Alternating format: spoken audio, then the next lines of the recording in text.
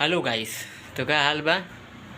आशा बा कि आप लोग ठीक हो गए। और आज फिर से हम रिएक्शन करे वाला बनी क्रेजी नंबर 1 भैया के वीडियो पे। तो उम्मीद बा अच्छा लगे आप लोगों के और देखे खूब मस्त और आगे शेयर करी। तो चलिए स्टार्ट करता नहीं बिना देरी कहीं।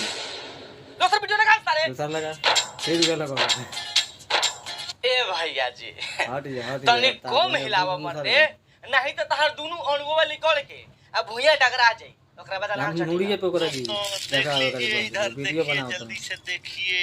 हां जल्दी देखिए कैमरा में जो हमर बड़का बुक वाला कर दो और तू आओ जल्दी आओ।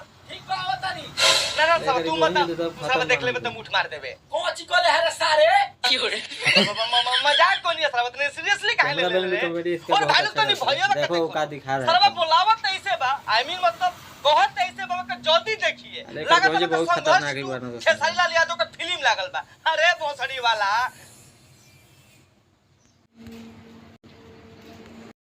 हाँ तो भाई लोग वीडियो छोटा बनानी है कहे कि टाइम ना रहा हमारे पास। तब तो तक आदमी दोस्त आ गए फिर अगला वीडियो बनाओ तो नहीं बड़ा 6 मिनट 8 मिनट का वीडियो बनी। मगर तब तक ये वीडियो कैसा लागल लाइक कर दी और वीडियो को शेयर करके और कमेंट जरूर करके बताई कैसा लागल। फिर आगे फिर दूसरा बड़ा वीडियो रिएक्शन हुई। अभी बहुत इधर गड़बड़ चलता सिस्टम।